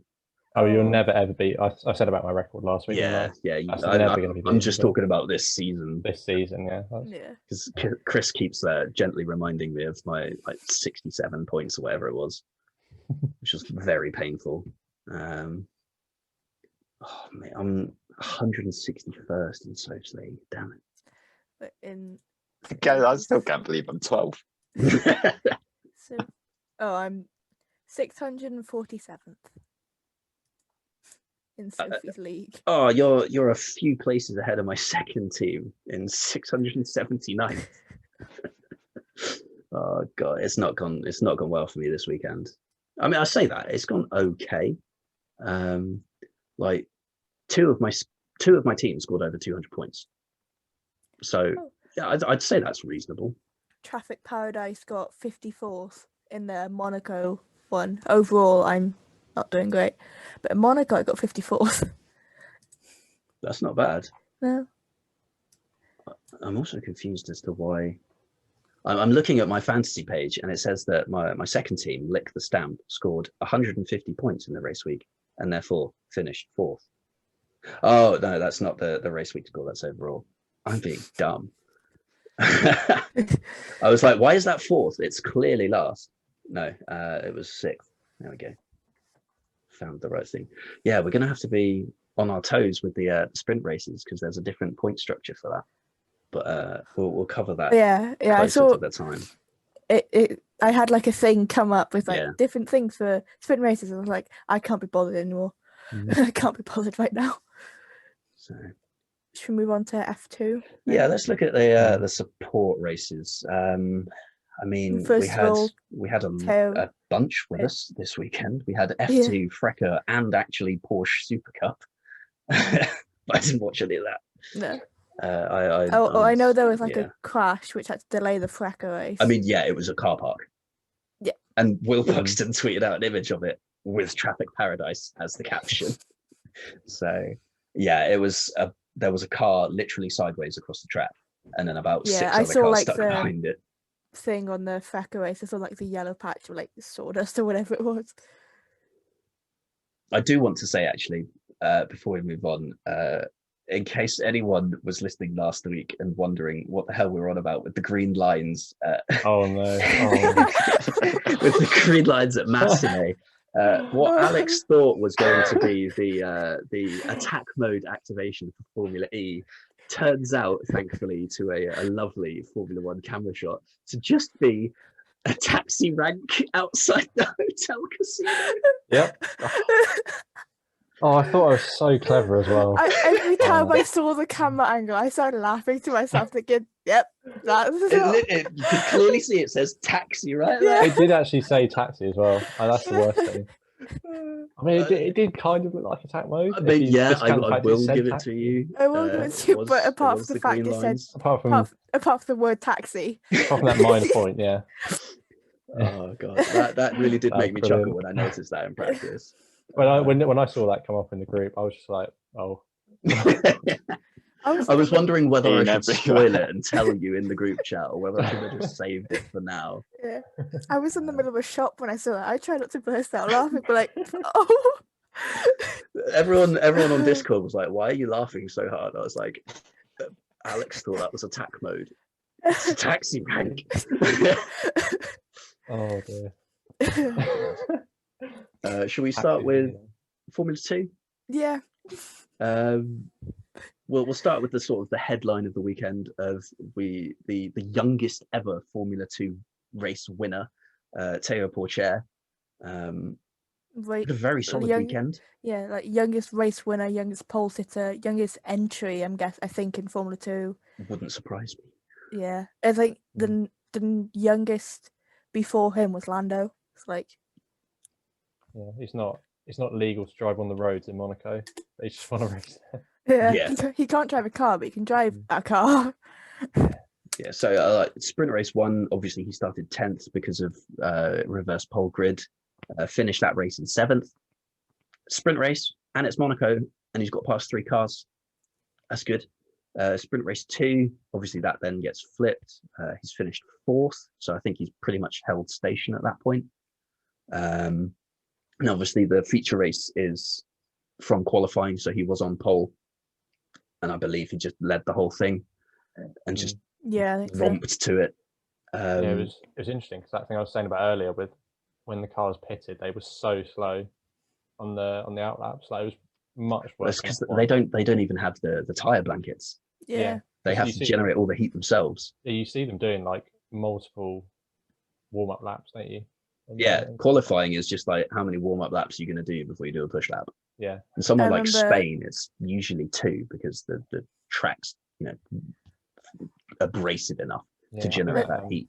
I think it was Yuki talking to WTF1. He was saying one of his favorite things in F1 is the tire blankets because he doesn't have to warm up his tires as much anymore. Yeah, it does. I mean, you still lose a lot of temperature between the time they're taken off and the time you trundle out the end of the pit lane, but at least you had some heat in them to start with. It does surprise me that they're not more commonplace, to be honest. Yeah, and a few people lost out big time because of that. Because again, like F1, there was a leading group, wasn't there, in the feature race? Yeah. And then again, it was because Drogovic, for example, benefited massively from his strategy. But then you saw, I think it was Schwartzman. He had an absolute shocker again, didn't he? He was in that leading group, and then just lost so much time on his outlaps that he was back in, the lower end of the points. Yeah, he did finish up 4th though, so he kind of did recover that. I honestly thought he was further back on that, but no, he finished 4th, 10th in the second sprint race, and in the first sprint race he crashed in the first one. He crashed himself on the first lap. Yes, he didn't score any points. He lost his front wing, didn't he? Yeah. So his season is. One thing I do want to cover about, and I'm kind of sad that Chris isn't here to discuss this with us, because it's steward related, and we know how he loves his steward rules. The 107% rule. I can't believe we're actually having to have this discussion in a series as high as Formula 2. But for those who don't know, the 107% rule is to do with qualifying, and it states that if a car does not complete a time that is within 107% of the leader's time, then they have not officially gone fast enough to qualify for the event. Now, and they can use practice times as well. If they so for example, qualifying. Mick Schumacher didn't participate in qualifying, but he had put in what's known as a representative lap time in an earlier practice session. I think he was up in like P14 at one point. Yeah, he was. So that is why he was allowed to participate in the session without having to go through qualifying. That's sort of an exceptional case, but for whatever reason, if your car breaks down or whatever, you can use practice times. The thing was with DeLedder, his qualifying time was faster than any of his practice times, and he was still slower than 107%. Wasn't he closer to the FRECA qualifying time than the actual the closest F2 car? Yeah, I think there was something like that. It was honestly ridiculous. And the representatives were called into the steward's office afterwards, and then there was no reasoning behind the steward's decision, but they announced that he would be allowed to race. And it's kind of, what's the point in having a rule if you're not going to enforce it when you need to? Well, I think I heard Michael Massey apparently said he had apparently some mechanical issue that they reported from his car in practice, which is obviously rubbish. But I mean, I looked a couple of times in the race. I'd like sort of glanced at the graphic of the timings, and it was every single time. It updates like every couple of seconds, isn't it? Yeah, it's not quite as quick as F1 because they don't have the same onboards. He was literally losing like tenths every single time. It's ridiculous. Yeah, his from sprint race 1, because that's the best example we've got, because he starts at the back and therefore the only limit is the car in front of him. His fastest lap in that race was 2 seconds slower than any other driver on the grid. Oh God! And compared to the leaders, he was 3.5 seconds a lap slower. Oh God! Which is ridiculous, considering the lap time is low 120s in a Formula 2 car now. 3.5 seconds a lap. is not a lot of lap. He was getting lapped in a sprint race. That was the ridiculous thing. Wasn't It's like Deleda lap the 10, one? wasn't it? It was mad. Wasn't Deleda the one that was like caught speeding in a road car, Yes. and then like there was a whole thing of which because it wasn't in his home country or something like that. Well, shame he can't go that fast in a Formula 2 car because that would really benefit him more than speeding in a road car. Yeah, that was the next meme that went around Twitter. Really was, oh, you'd have thought he'd done really well considering it's public Yeah. roads, and you know how he loves to drive on those. Mm. So yeah, Well, I mean, well, first of all, it's dangerous having someone that slow, isn't it? yes, Yeah, that's why the rule's there, but- isn't it? Yeah. Second of all, Yeah.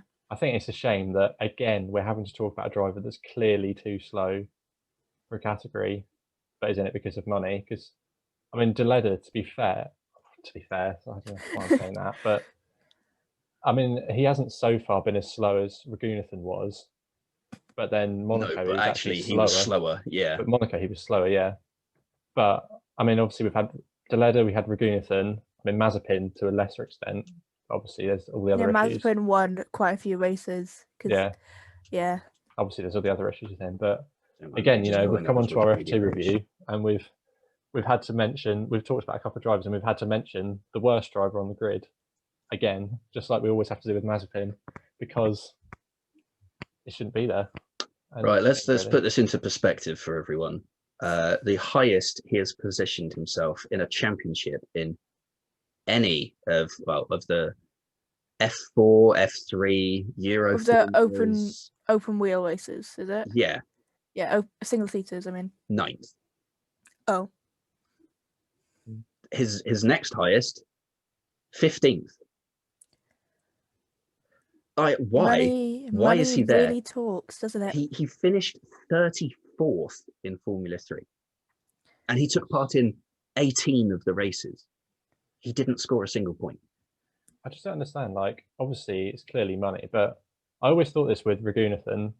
Imagine being like a team member at his team, like MP having to do Motorsport. So debriefs, set demoralising. his Yeah, he car up. was. Ragunathan was watch at that MP every single- Motorsport. I'm not Yeah. exactly sure who thing he is with. HWA, check. isn't it? HWA Race Lab. But just imagine being, you know, Yeah. all the debriefs, setting the cars up, all the stuff that goes into a race weekend, just to know that you're going to be. Just to know that you've given it to a driver Just that imagine- can't even keep up. Well, just imagine being Deleda or Ragunathan or whoever. Like, how can you have no shame to be in that series Yeah. when you know you're that far off the pace? Like, if someone offered me the chance to race in F2, and I'd say no because I'd just embarrass myself. If someone offered me the chance to race in F2, I'd say sure, as long as I got to do testing. And if I'm not within half a second of the last car on the grid, then I'm not going. Yeah. But if I'm Embarrassing. close to being on the pace, given how little experience I have, I'd give it a go. Yeah. If I was that close, Yeah. yeah. But if I was a second a lap slower, I'd be like, nah, I'm not putting myself through this. There's no point. I'm not competitive. Yeah. I mean, There's obviously, like that would never happen, no value. Like say like Yeah. any of us who have no. I don't think any of us have like competitive karting. You like karting or single seater. Like I think we do all anything- right in amateur karting series. You say that. Last time I went karting with, I went karting with my brothers and like a couple of their friends. We were going around the corner, 90-degree left-hander, straight in the barrier. It wouldn't turn. It just wouldn't turn. So I went straight in the you must barrier. have had the same mechanical fault that Deleda's car had. Yeah, most of them. No, but I don't think you guys might do really well. I don't think I'd have a shot. Oh, But I don't know. I've had very mixed races. I've had races where I've lapped people, and then I've had races where I've been lapped. So yeah, I was, I'm like, not the 2 most seconds. experienced. we only did like just laps. We didn't do a race, and I was about a second behind everyone else. But in all fairness to me, I'm like a year or two younger, and they can all drive. I don't. So that's my excuse. I've never driven. That was my only excuse. To be apart from- fair, when I went go karting with a couple of mates. I was the only one that didn't have a driver's license, and I outqualified everyone. So 1 lap pace. I've got it. Yeah, they were all old enough to drive on and Oh, learning I was to get. old enough. Yeah, I they just were all haven't like done my learning. tests. They were all like learning to drive and everything, like over 17. Me, 16-year-old, just like, I can drive. Big quotation marks. On the game, yes. In real life, not so much. I'd say I'm pretty bang average at the game, to be honest. I think I'm better in real life. I'll blame the controller. Yeah, Yeah. that's what I do. It's an easy excuse. It's the best one. Right, back to Formula 2. Was it the second sprint race that started wet? Or was it? Yeah, it was. 'Cause Yeah. they didn't race on Sunday, did they? I No, don't No. no, they No, I didn't. did race on It was Sunday. Thursday, Saturday. Yeah. Did So they do on Friday as well? yeah, Oh, no, they sorry, Friday. did, It's yeah. Friday. They Saturday, quali Thursday, and then everything on track was done by midday local time on Friday, so that the track's empty in the afternoon. Just classic Monaco things. And then both sprint races on Saturday. And yeah, it was they started on full wets, which was a bit interesting. But then it dried out, and then the F1 cars went out on dries as well. So it kind of ruined it, really.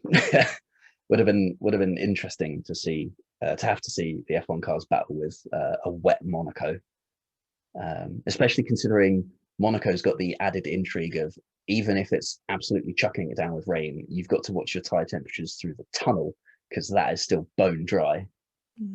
So And if you mess up, wall.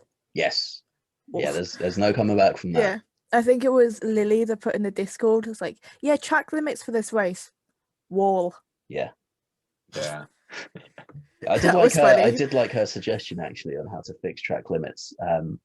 Of, we have the white line, but then it sort of bleeds into the red and white curb. It was to just put a thin black line on the outside edge of the standard white line between that and the curb, so that then becomes the official outside line of track limits, and you go beyond that, that's it, game over.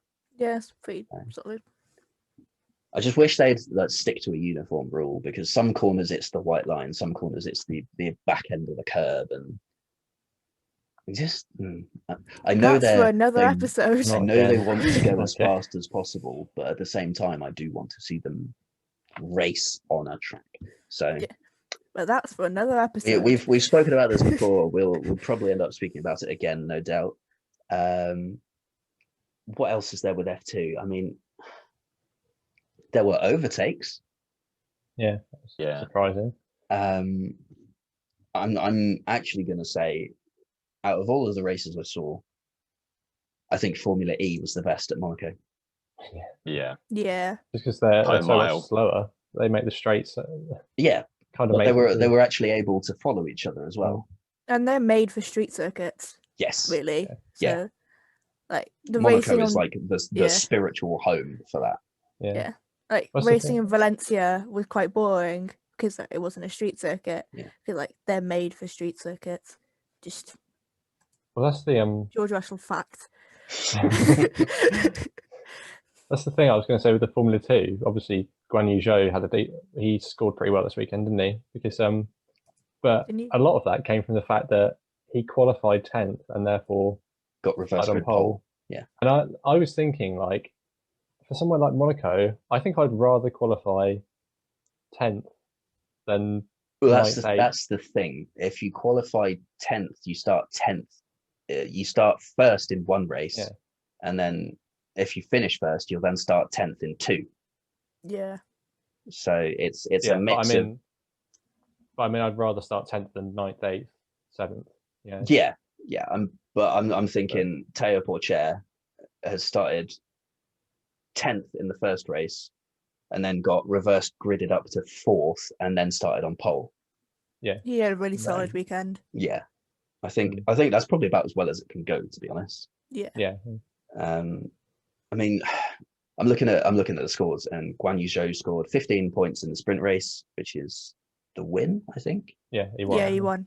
He's from pole, yeah. No points in the second sprint race, and then 12 points in the feature race. So You know, Yeah, he went ridiculously long in the feature race, didn't he? Which Yeah. really worked well. He could have won if because there was like 3 virtual safety cars in a row, wasn't there?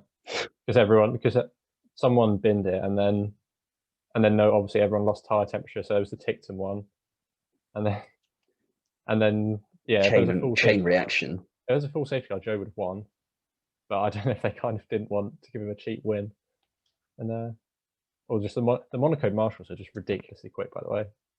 Like Yes, they cleared up. I do want to talk about them actually, because I have mad respect for them, because I didn't realize until now how quick they were. Yeah. And you look at they don't have the same sort of cranes and like Don't they have, like- JCBs and everything. Don't they have a- 2 cranes? yeah, they have a then for, like, crane at the yeah. exit of swimming pool because they know everyone bins it there. Isn't But it other at than Saint that- Devant as well? Probably. But other than Oh, that, wait, no, there it's isn't. just Never mind. a bunch of guys that just lift the car up, put it on a set of like a trolley on wheels, and then just wheel it out, and that's it, gone. Yeah, they did really well for the FRECA race. Just like move on to that, It's mad. because both crashes. I think there's only 2 crashes. Like the big crash at the start, that was cleared up within like 2 minutes, something like that, and there was 5 cars in that. Granted, a lot of them were still flat, and like they could be steered, they could be steered off. But like, especially with the Nicola Marangelli, is that his name? I know Oh, Nicola God. something, but Quickly scroll through the standings. yeah, his car was Marinelli, yeah. Marinelli, so yeah, his car was almost flipped entirely over Dino Boganovic's car. So like you could see it almost go, and there's like I'm guessing like the camera or something, whatever it is, flipped it back. So like that was close to being flipped over, and they cleared that away pretty quickly, and with no crane at Saint Devant as well, and with Paul Aaron's car as well, because he just clipped the back of it and it just spun it around. Like that was all that happened there. I mean, And they cleared that away pretty quickly as well. You think about the sort of the length of time, and the Monaco guys were getting stuff done in what was essentially 1 or 2 race laps, and you think about Spain and how it takes them like 4 years to do anything. And it's kind of just like, why can't we have Monaco guys everywhere? But granted, I mean, there are a lot of guys doing Monaco. Like you can pretty much what is it? Is it Portier, the one into the tunnel? You see, because of where the camera is, as it pans through the corner, you just see like an army of like 8 guys in orange just on the inside of the corner waiting. And it's just like, okay, yeah, fair. If you've got that at every corner, which they do, then you'll be able to move a car whenever you want. Are they Marshals or Max Verstappen fans? We'll never know. Or McLaren fans? We'll never know. What I find interesting is that they all have helmets that are sort of similar to the only other helmets I've seen like it are helicopter pilots, but they've got the whole like flip down face lid. They look very, very much like pilot helmets, but they're mandatory for all of the stewards there, which is, I think, is good. I think it's just a Monaco thing. I don't remember seeing. A Monaco thing. I don't remember seeing marshals in helmets at other tracks. But no, I think Monaco marshals, they do a top job. I think they're probably the best, if not joint top with, I'd say Silverstone are pretty good. Yeah, Silverstone are usually very good. But yeah, moving back to FRECA, the championship leader didn't score a point this weekend. And when it was his own fault for outbreaking himself into Saint Devant, when he was in a point scoring position, that's a big ouch. So yeah, it's not great for him, but I mean, you take what you get. Isaac Hadjar had a phenomenal weekend, and he was absolutely flying out in front. I made notes. I made very, very limited notes this weekend because I was trying to revise for my exam. Most of my notes, in fact, are on the F2 sprint race.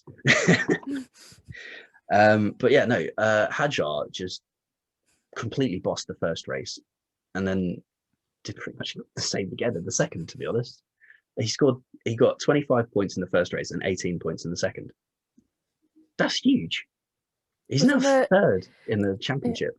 Wasn't the second race podium just all RA? I think that's what I pronounce it. RACE GP. Like that was I all didn't have- three of their drivers were on the podium. The PDF I have doesn't have the teams. Doesn't tell me who they race for. It just tells me their name. Mm. That's really annoying. I can tell you who was on the podium. Zane Maloney, Isaac Hajar, and Alex Quinn. I think it was the No, not second Quinn. race. I think. It was Yeah. Adrian David. Yeah, I think they're all RACP. That's a good weekend for them then. Yeah. When do we next see them? Okay, FRECA will next join us at Paul Ricard for the French GP, and Formula 2. Oh, they join us next time out at Baku, so we can enjoy the leather getting absolutely mullered into turn 1. Race 2 top 3 were RACP. Oh god, blue flags at Baku and Deleda. I think we've got 2 blue flag icons of the generation here. We've got Mazepin and Deleda. Deleda's now actually got to come back and set a barnstorming lap time to prove that it was the car. Because if he's still last, that excuse is going to fall so flat. And I can't see it happening. Not in a month of Sundays. He was so slow every session. Like, if you're slow in a session, you fix it. If you find a mechanical problem, you fix it. If you think there's a mechanical problem, you look for a mechanical problem. They were slow the whole weekend. That signifies to me that's a driver issue. So, but yeah. So our next race is the Azerbaijan Grand Prix, obviously held in Baku Street Circuit. That is the weekend of the 4th to the 6th of June, where we'll be joined by Formula 2. Are we joined by anything else that weekend? Do we know? Because I don't know. We don't have FRECA, but I don't know if we've got any other. Formula 3? That's not there. No, they don't do it together anymore. Oh, that's there. No, nothing else. Okay, so it looks like it could just be F1 and F2 that weekend. I think it is. The more you know. Add the shooting star graphic. Yeah. I don't actually have that saved. Which means that next week we'll be discussing how to fix Monaco, because I penned that in at the start of the season, and by God, was that an inspired choice. It's almost like I knew it was going to be bad. So we will. Tell? Oh, I'm a mystic. If only I had the same mystic abilities at guessing the podium. But we will. That's for Sonia. Yes, quite. We will see you next week, where we will discuss, probably argue somewhat, hopefully find a compromisable agreement on how we would fix Monaco. So until next time. And hopefully we'll have Chris back next week. Yeah, fingers crossed we'll be up to a full 5. So until next time, this has been the Turn 5 podcast. Follow us on Spotify, Apple Podcasts, Deezer, any other service. We're on YouTube. Subscribe, like the video, give us a follow, rate us 5 stars, whatever is available on your platform. And we will see you next week. Goodbye. Bye.